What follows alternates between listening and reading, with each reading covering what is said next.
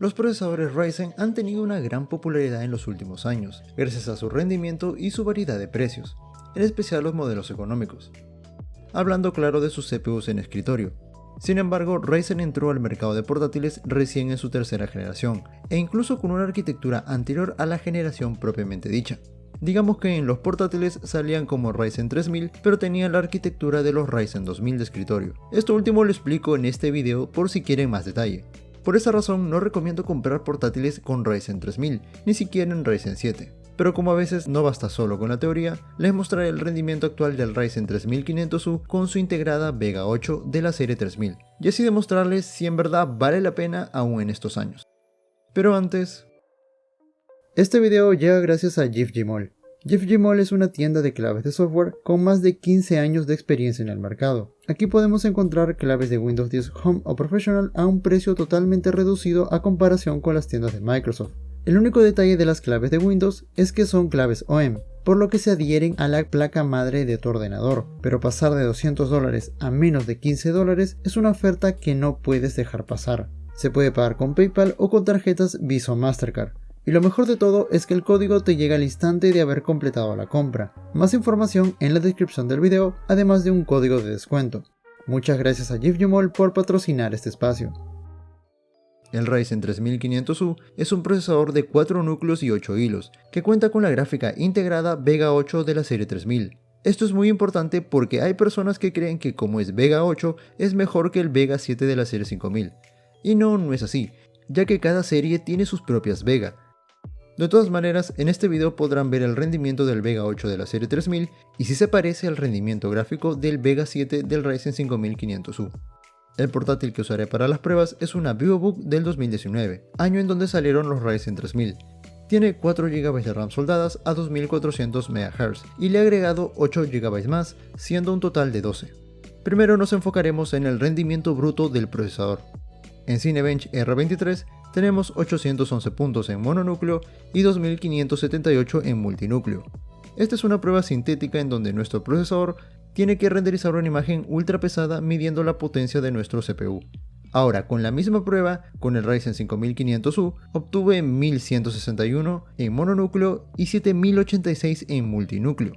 En este último tenemos casi el triple de puntaje porque el CPU tiene 6 núcleos y 12 hilos, además de tener una arquitectura mejorada. Esto se podría representar en trabajos de multitasking, lo que significa que si sueles manejar varias aplicaciones al mismo tiempo, desde distintos programas de Office, navegadores, programas de meeting, con el 3500U, con unas cuantas ya puedes ver una caída en el rendimiento. Para trabajos en AutoCAD me sorprendió ligeramente, ya que para proyectos muy pequeños puede rendir, aunque conforme crecen los elementos deja de ser del todo fluido. En general no está tan mal, rinde bien para ser un procesador de hace más de 3 años, sin embargo sí se queda corto para muchas tareas en segundo plano. Ahora veamos el rendimiento gráfico de su integrada.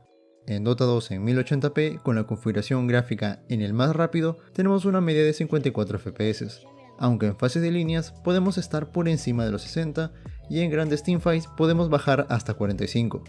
Si bajamos la resolución a 720p con la misma configuración gráfica, la media solo sube un poco a 60. Sin embargo, podemos tener subidas de hasta 80 fotogramas y bajadas a 45. Creo que en 1080p en el más rápido es el mejor modo de jugarlo, que si bien es cierto por poco llegamos a los 60, los FPS no varían tanto, mientras que en 720p las caídas de 30 o 40 fotogramas pueden incomodar.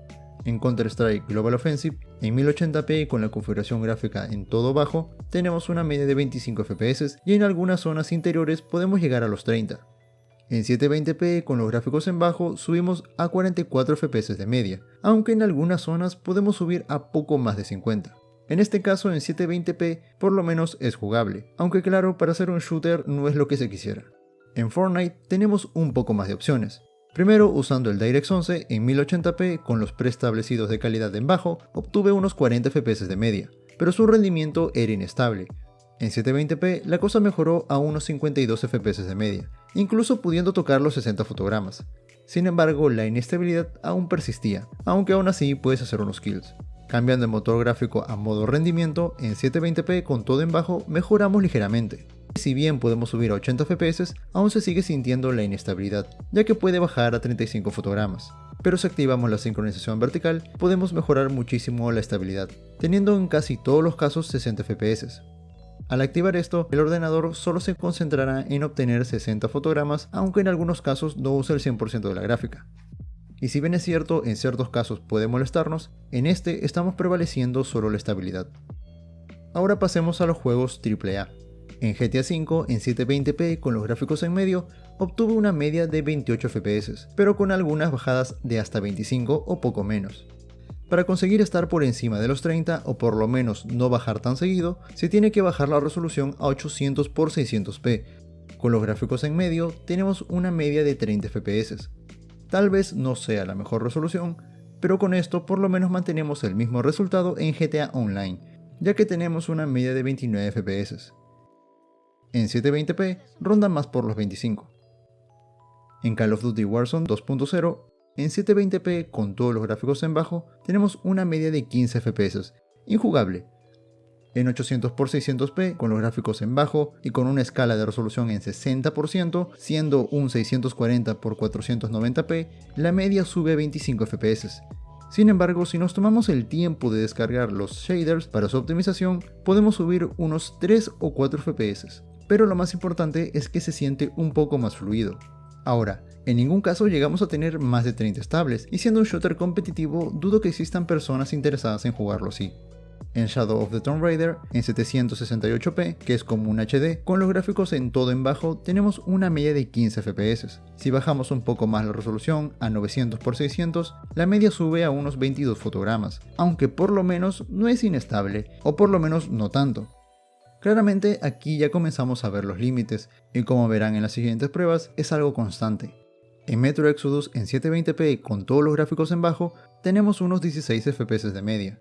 Haciendo un rescalado de resolución en un 70%, es decir casi un 500p, subimos a 20 FPS de media, aunque podíamos subir a 26.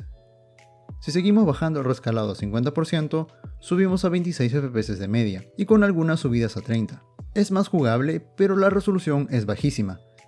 Estamos hablando de unos 360p estirados, incluso el menú es difícil de leer.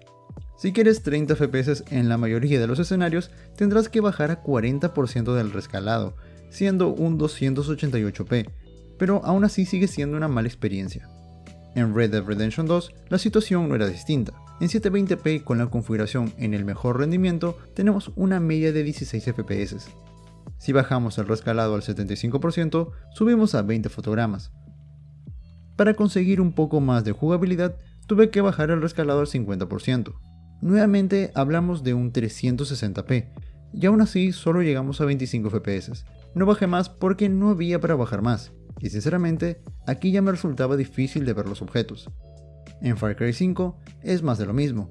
En Full HD tenemos 15 FPS de media, y para conseguir mejorar la jugabilidad a por lo menos más de 20 fotogramas, tenemos que bajar el rescalado al 60%, siendo un 430p. Aquí llegamos a los 26 FPS de media, aunque ya era estable y se podría jugar. Para terminar, Assassin's Creed Valhalla, que con los resultados que tuve no esperaba mucho, y fue así. En 720p con el rescalado al 50%, tuvo una media de 17 FPS, ni más ni menos. Con eso ya pueden sacar sus propias conclusiones. Sinceramente, yo tenía una idea de qué esperar, ya que como les dije, la serie 3000 de AMD en portátiles realmente no fue buena. En gráficos sí era un poco mejor que Intel, pero para trabajos los Intel Graphics siempre sacaban más rendimiento por sus drivers, que por cierto, el 3500U, al ser un procesador de hace 3 años, tiene problemas en la compatibilidad con los drivers, en especial para los juegos, ya que Warzone 2.0 te pide el último driver, mientras que Fortnite te recomienda usar uno antiguo debido a problemas encontrados. Eso sí, mientras usaba los drivers recomendados no tuve ningún error, solo la molestia de instalar nuevamente el driver que me recomendaba. Para el 2019 no era un mal procesador, la gráfica para juegos simples como Left 4 Dead o FIFA podía darte un rendimiento aceptable, cosa que una integrada de Intel no podía, pero su límite eran los juegos AAA más modernos. Pero no me quiero quedar ahí, ya que también podemos usar esta muestra para ver los enormes pasos que se han dado con los nuevos procesadores. Recordemos que con el 5500U no solo podemos disfrutar títulos de AAA en 720p y en 1080, sino que también hasta podríamos llegar a streamear. Obviamente no con la mejor calidad, pero aceptable para algún juego ligero.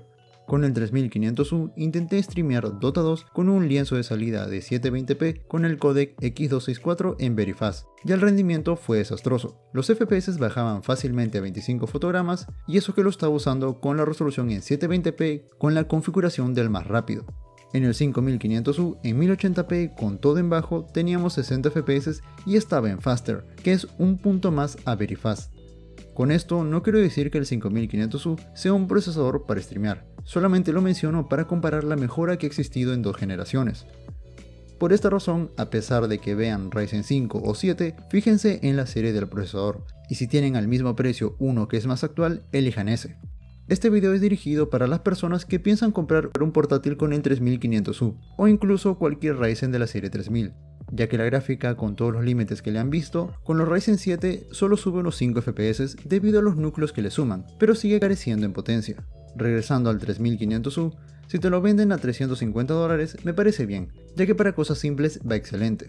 Este es el portátil personal de mi madre desde hace 3 años y ha rendido bastante bien hasta el momento con programas de ofimática, aunque eso sí, con SSD, porque con disco duro sí se siente algo lento, pero que por ningún motivo te lo vendan por más de $400.